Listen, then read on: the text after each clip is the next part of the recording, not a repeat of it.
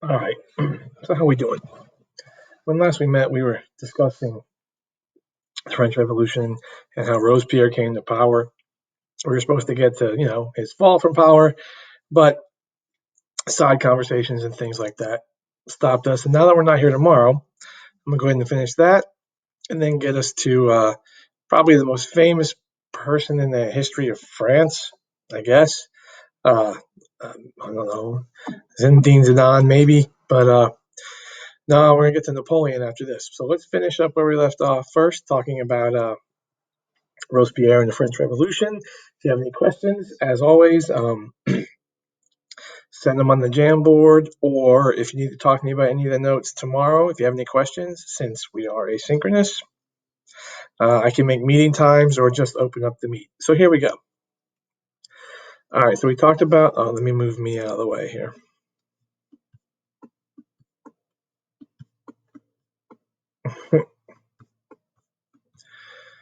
I'm not going to move.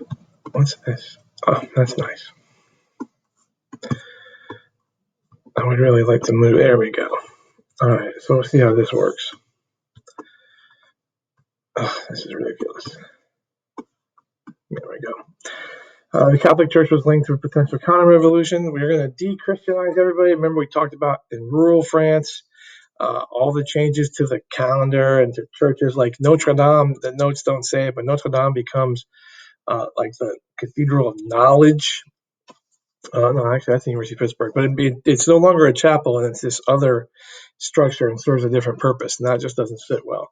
So um, we talked about how the Catholic Church was seen as part of the old guard. That the Catholic Church was something that was not enlightened, therefore it should not be kept. So they didn't keep it. All right, here we go. This is the Republican calendar. We talked about this a little bit. Notice that year one is 1792. These are actually the names of the time frames. These are crazy. Like there are 2, 4, 6, 8, 10, 12. There are 12 months, but the names are different. Where they run to are different. Like I'm born in Mesador, which is harvest. So you can find the meaning of your month's name right there in that column on that table.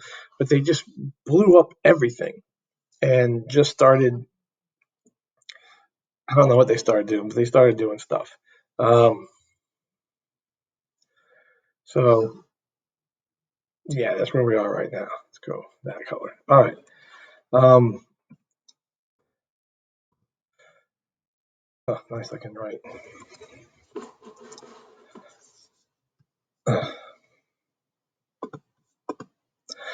The next thing is the cult of the supreme being. That's a pretty cool, fancy name. This is also part of this group. Um,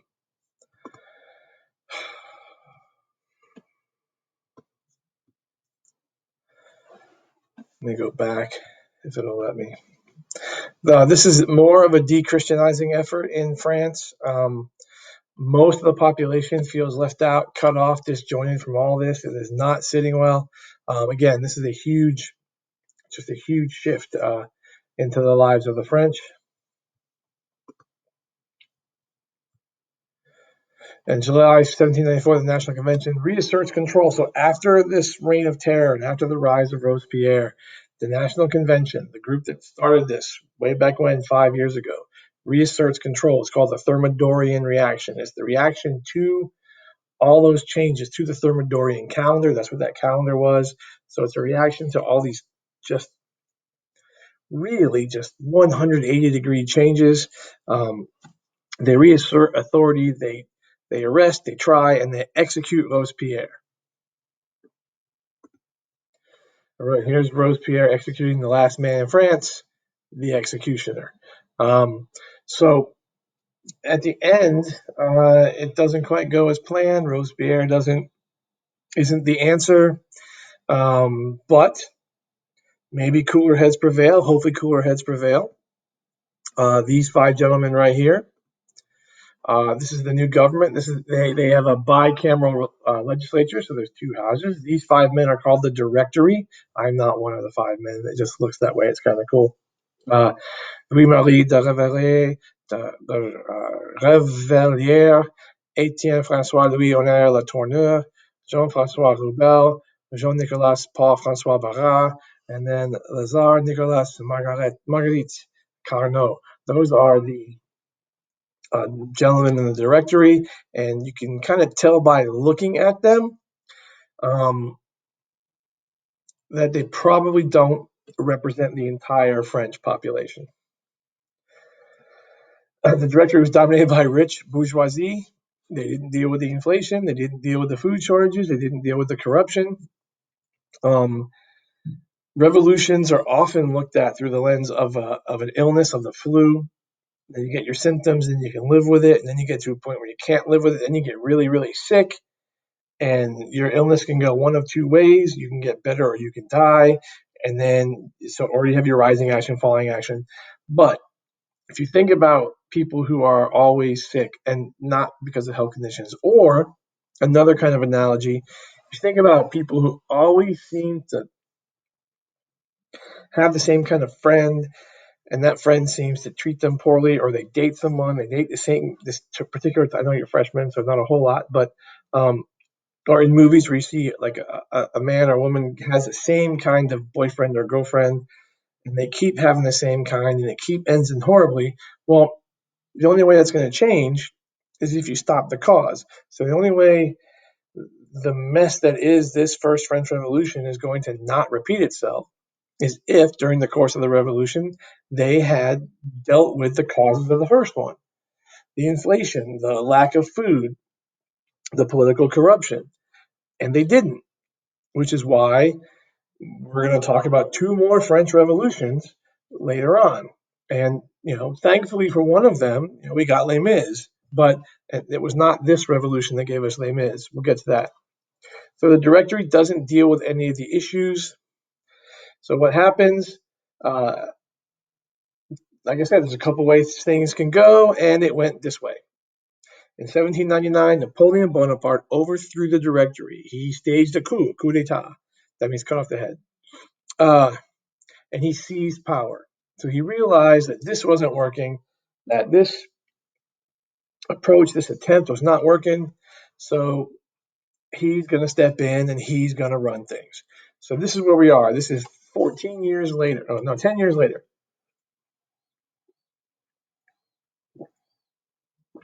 And France is really, I don't know, maybe slightly better off. We can discuss that. So here we go. Our next part for today: the rise and fall of Napoleon. And now today, because I'm not bound by a clock, I will cover all of this. Now remember, one nice thing about pre-recorded notes, well, one, you get to give me some feedback and tell me how you want these. But two, if you want to stop, take a break, you can. If you want to pause and write stuff down, you can. If you're thinking of questions, you can do that. And I don't know if this works, but if it does, let me know. If you're presenting this on your computer, I know, I guess you could mark yours up, but anyway, here we go. Well, there he is. There's the famous Napoleon Bonaparte picture with the red dot that I accidentally drew there. That's nice. I wonder if I can erase that. Whoa, didn't mean to do that. All right. He takes command. He's very popular. His popularity soars. He restores order. He stimulates prosperity. He defeated the Second Coalition, which is a government body. In Roman times, there was a term for this type of person, like a fixer. Someone comes in and solves a problem. When Rome was still, before it became the Republic, before the Caesars and the Empire part of Rome, there was a term called dictator, and dictators would come in, and it didn't mean what it meant today. Um, Dictators would come in, they'd fix it, they'd stabilize the government, and then they would step down. They would leave. They just came in to kind of instill order and then move on. Cincinnatus was the I guess the most famous one I know of, Roman dictator who came in and cleaned things up and then stepped down. So Napoleon had, and everybody who steps in has this opportunity to just fix and then move on.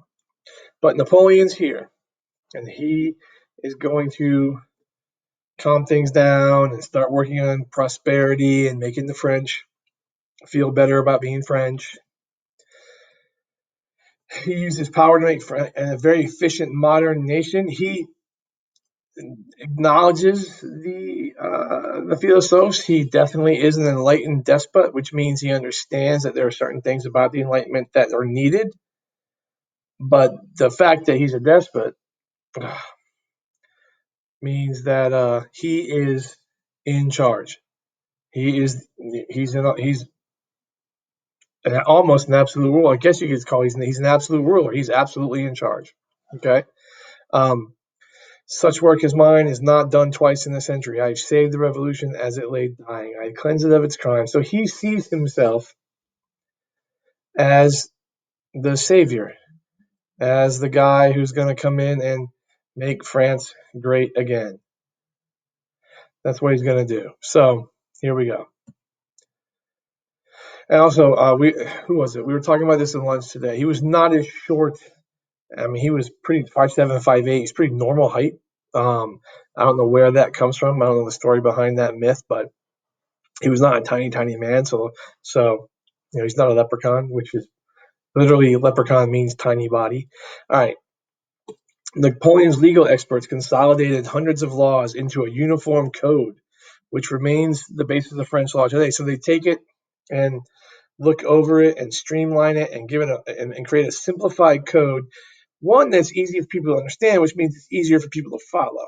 Okay, so here's a change, all right, from this wordiness. He's a military man. You think about that too. Like for all the comment I made about if your ruler's in uniform, that's not a good sign. But as far as organization or things of that sort, he's going to be very, very, very efficient. He's going to understand what needs to be done and what doesn't need to be done. He's going to be able to make decisions. So from that aspect, having a military person or Napoleon's military background is actually a strength. So we have our Napoleonic Code, and it must not have been that bad because it's still the basis of French law today. This is France in 1812, actually, and then you see the Confederation of the Rhine. Remember, it's not. Yes, I can't. I still can't draw. It's not Germany yet. It's not Italy yet. So I mean, and France is big. France is much bigger than it goes up into Belgium and all those places. So the code guaranteed achievements of French Revolution: equality under the law, freedom of religion, abolition of privilege, and property rights. So by abolition of privilege, your being in the first or second estate back in pre-revolutionary France isn't going to save you from taxes or the law or anything like that. So it's one law for one people, and those people are French. And that's a big change from previous France, from from monarchical France. That's a big change. Okay, again, he brings order out of chaos. He rewards merit. You're rewarded based, and this is, again, think of a civilization. Really wish this worked. Think of a civilization that used this idea of merit-based stuff in the past. Like China. So based on what you did was more important than your family. He abolishes feudalism. He makes everybody equal with the law. So I mean, these things are good. I mean, unless you're wealthy and unless you're a member of those two estates and your family leads in that direction, you don't like it. But these are good things. How successful you are in life is based on how well you work, as opposed to your last name. But before we get too excited about Napoleon, his view on women was probably not unique and probably not something that many people, well, some may have, some truly enlightened people would have been bothered by this, but his view towards women, not enlightened.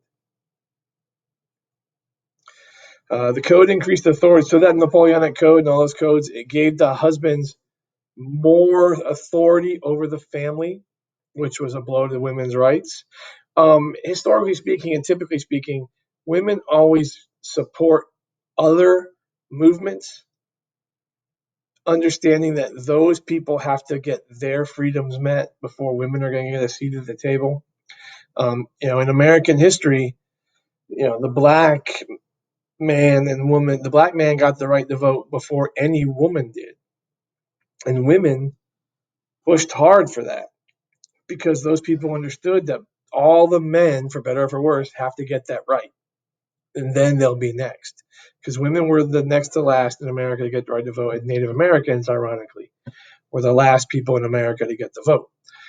But as far as Napoleon thought, this was his view of women, are nothing but machines for producing children. He didn't see them as hosting those talks in the salon that I talked about earlier, or corresponding with Voltaire like Catherine the Great did. So women were not seen in the same way as they were seen during the Revolution. So in a way, it's a step backward for women in the Napoleonic era.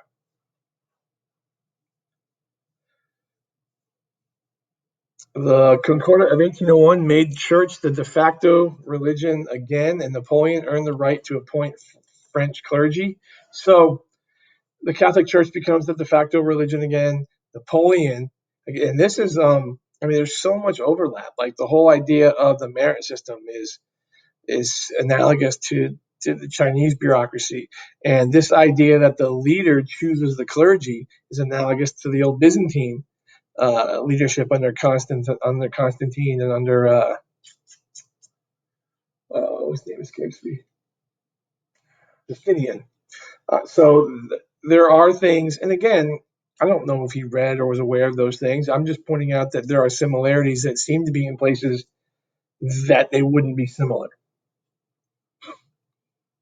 Skillful conquerors have not gotten tangled with priests. They can both contain them and use them. So again, understanding that here, he's sort of talking about a separation of church and state, where like the state meaning the government that rules your daily lives, the lives while you're living, so to speak, and the church takes care of your life and your soul to make sure after your living life is fine. But as a leader, he understands that he should be able to use them to his advantage. There's also, you got to admit, maybe I'm wrong. If I'm wrong, let me know politely. But there's also like this Machiavellian feel, which I kind of think he would know about. The idea of being feared instead of loved. You don't want to be reviled, but you want fear more, which when you people wrote that was correct. Religion is excellent stuff for keeping common people quiet. There you go. Religion is what keeps the poor from murdering the rich. Again, acknowledging, in a way, he's acknowledging there's a problem. He's acknowledging that there are two groups of people and that's the way it is.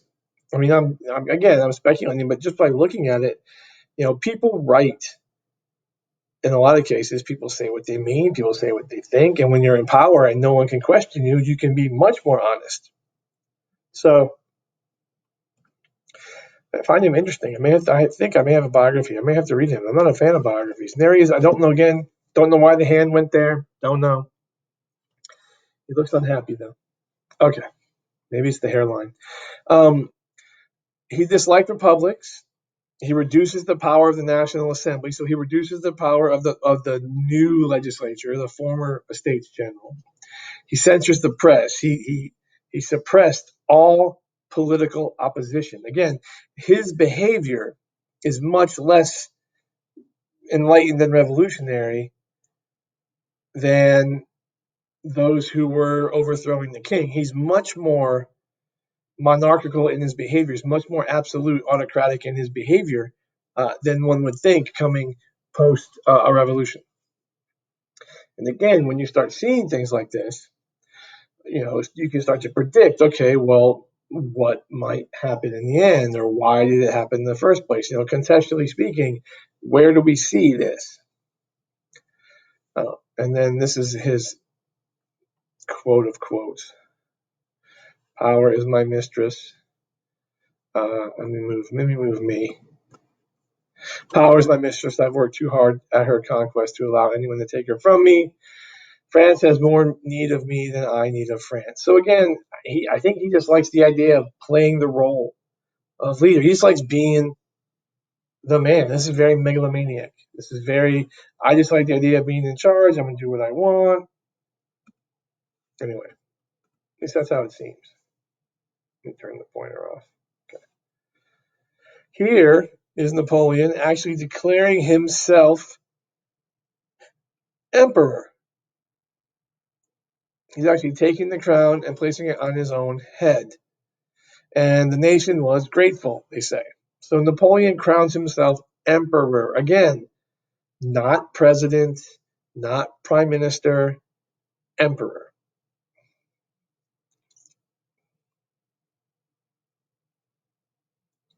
This is Europe during the Napoleonic era. All the red lines are his campaigns and his battles. He goes to Egypt, and he goes into Spain. And then there's that lovely walk, that jaunt into Moscow that we'll get to. The blue are Napoleon's friends. The pinks are people who depend on Napoleon for protection, for money. The green is all the land that he acquires while he is emperor. And then, of course, there's France. So he acquires the papacy, the papist states of Rome. He acquires parts of Germany, parts of the Netherlands. He acquires Denmark, Belgium, all these other places. In fact, Waterloo is in Belgium, present-day Belgium. He defeats Austria, Prussia, and Russia in a series of brilliant military victories. So obviously he's competent. But again, if you're this full of yourself, you are just bound to make mistakes. It just seems to happen historically. It just seems that when mistakes are made. In 1808, the French rule extends from the North Sea, which is up here, to Spain, to Italy, to what is now much of Italy. That's a pretty wide expanse. He was like an expert chess player of the human race for an opponent, which he proposed to checkmate. Interesting. Napoleon's navy beaten by Britain's Lord Horatio Nelson at the Battle of Trafalgar. So Trafalgar's down here. Napoleon, again, England's tough. Being an island, even though it's close, people swim that distance. Being an island makes it a very tough nut to crack, just like Japan and Korea on the eastern part of Asia. Napoleon's navy beaten. Okay, again, here's the Battle of Trafalgar. If you're keeping score at home, here was the scorecard. Britain had 27 ships. France had 33 ships. Britain lost none. France lost 22. So it would appear that Napoleon's strength is on the land and nowhere else because his navy got pounded. But again, historically speaking, this is 1812-ish. Shouldn't be surprised. Britain is slowly creeping up to the most powerful place in the world. They're about to go to war with America again because they want America back. And America's like, no, we told you once. But because of England's Atlantic holdings, because of their Caribbean holdings, because of the triangular trade, because of all these things, their navy is outstanding. It is the greatest navy in the world when we get to the 19th century. So although the score is really, really bad, the fact that England won should not be a surprise. Or Britain. All right. Napoleon dissolved the Holy Roman Empire. He abolished feudalism and serfdom in Germany. That's nice. So when he took places, I guess he was good to the common people. But again, think about that. Why do that? Why abolish feudalism and serfdom in the German states? Because it's not technically Germany, but it's the German states.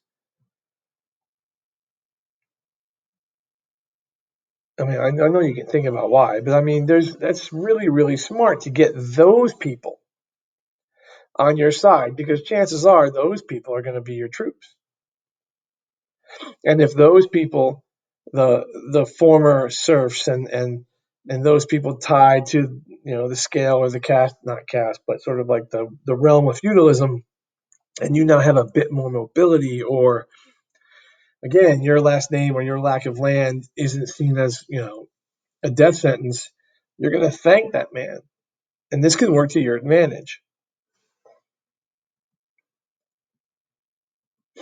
Here we see Napoleon. He is invincible, but again, he wants power. He wants more power and more power and more power. And eventually, chinks in the armor, and eventually mistakes occur. And there are 3 mistakes that we're going to discuss that seal Napoleon's fate.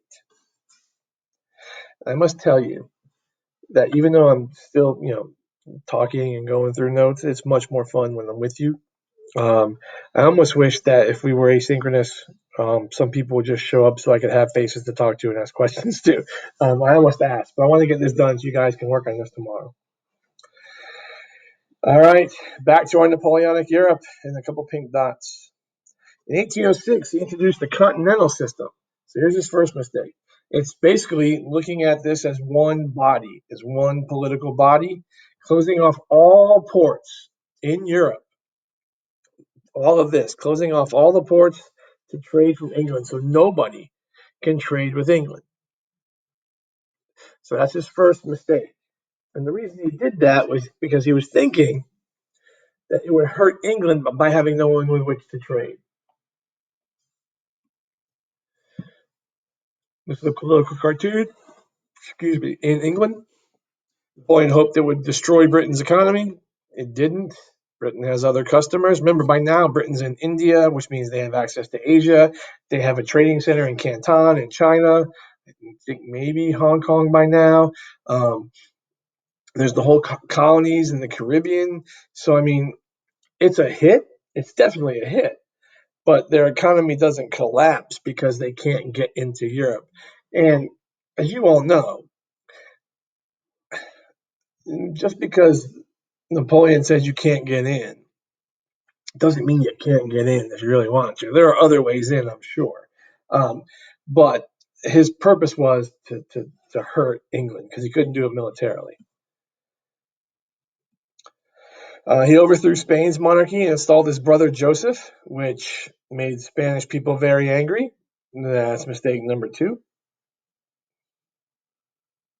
I think Napoleon was in Mexico when they finally got independence, I think.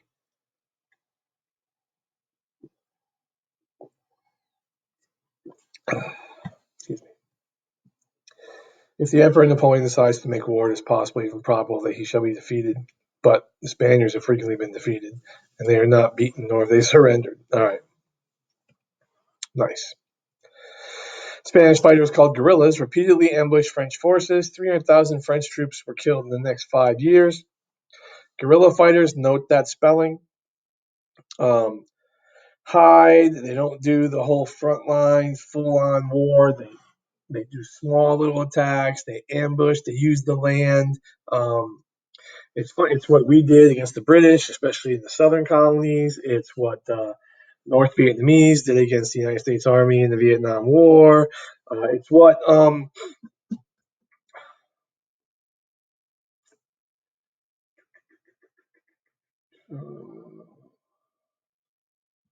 don't know. It's what resistance fighters do, like in World War II, like the French resistance or the Polish resistance. They use their surroundings and they don't do full scale fights to take people on because they'll lose full scale. Ah, yes. Mistake number 3. No one, see, you can tell Napoleon's never played Risk. Hitler's never played Risk. They just don't understand. He orders the invasion of Russia because Tsar Alexander I refused to stop trade with Britain. Mistake number 3. I told you there's a way in. So he invades Russia. Now remember, he's got to get to Moscow. And if you can go back to the map of Europe, they're walking through the Duchy of Warsaw. They're walking through the Kingdom of Prussia. They're walking through Prussia. They're walking through France. Like they've got to march a long way. And they left in June, which means they got there in fall, like it says October. They're going to fight, and then they're going to turn around. Then when are you turning around? If you lose, when are you turning around? That's right, you're turning around in the winter, and you're in Russia in the winter. Napoleon ordered the invasion of Russia because, like I said, he refused to stop trade.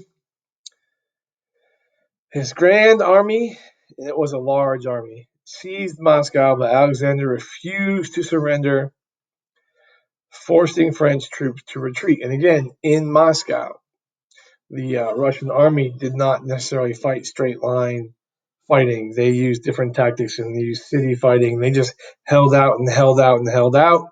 And it forced Napoleon to have to retreat. They weren't going to take Moscow, so they had to retreat and come back. And this is the long walk back. And yes, the whole way back, the Russians are shooting at him and pestering at him and making their lives miserable. So now it's cold and miserable. Bitterly cold weather, disease, and Russian attacks nearly destroyed the Grand Army as it retreated. I love this chart that's coming up. It is amazingly sad, really. It marches covered in snowflakes. The stragglers fall to the lances of the Cossacks. As for me, I cover the retreat behind files of the army with broken ranks, blah, blah, blah. Okay. The French invasion was 600,000 plus troops. 30,000 make it back to France. 30,000. They lost 500,000 troops. It's either death, capture, or retreat. Oh yeah, the winter. Okay, that's just there. Okay, so here is the chart I was talking about. That's the army when it leaves, and it gets to Moscow, and then it retreats, it comes back, and it's that little tiny sliver. Like that's it. That's just amazing. Amazing. In October 1813, the Grand Alliance, Britain, Russia, Prussia, Austria, defeat Napoleon at the Battle of Nations. Oh, that makes sense. That sounds like the right name for that kind of battle. But again, it's taking all these countries, and some of these countries wouldn't normally come together. But again, with a common enemy, you'll work with people. And you've done this. If you're on a team and there's someone who's not your best bud, but they're good at what they do, they're on your team. And so you'll use them to help you go to victory. Then you'll leave and go with your friends, and they'll even go with theirs. Here, I'm just trying to draw a comparison. These countries are going to understand Napoleon's a threat to their trade, to their livelihoods, to their sovereignty, their ability to govern themselves. That's redundant. And they just want him gone, and they haven't been able to do it individually, even with the disaster that was Russia. They couldn't do it individually. March 14th, the Allied armies entered Paris. Napoleon abdicated. He stepped down. He did not die. He gave up the throne. He was exiled to the island of Elba. If you've ever seen the movie The Count of Monte Cristo, it's a good movie, by the way. Should watch that during lunch one day. The Count of Monte Cristo takes place between him going to Elba and coming back to France. Okay. The Allied powers, having declared Napoleon was sole obstacle to the restoration of peace, faithful to his oath, declares that he renounces for himself and his heirs the thrones of France and Italy, and that there is no personal sacrifice, even that of his life, which he would not do to help France. So very nice. He lost, he steps down. So it appears he's a gracious loser. But in March of 1815, he escapes from Elba, and he forms a new army, much to the delight of his soldiers and those who are supporters of Napoleon. However, the Grand Alliance comes back, and Napoleon is defeated at the Battle of Waterloo, which is, like I said, is in Belgium. And he abdicates again, and he was exiled to St. Helena, which is in the South Atlantic, and he died in 1821.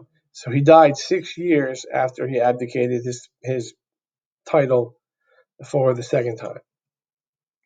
And that's where St. Helena is, way down there. Good luck getting back to France. And and you can tell by the flag, it's an English possession.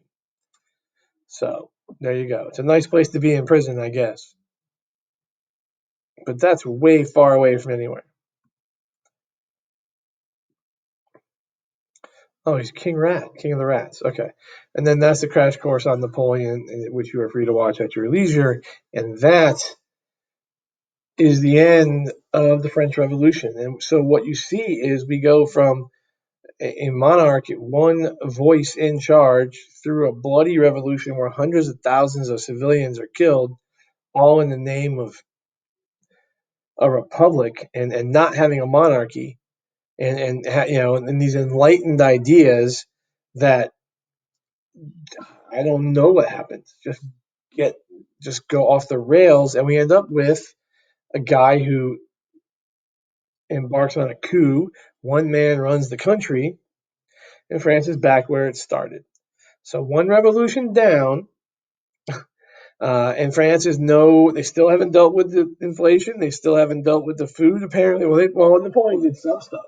But the steps that other groups were making, the steps that women were making, or the steps that serfs were making in France, well, serfdom, no, but the peasants are making, take a hit. France's reputation is going to take a hit, and Europe is going to be really interested in not letting this happen again. So when we come back Friday, we're going to talk about the rise of other states. Germany is going to be created. Italy is going to be created. We're going to have the concert of Europe um, to try and make sure that these France things don't happen again with any country. France particularly, but this is the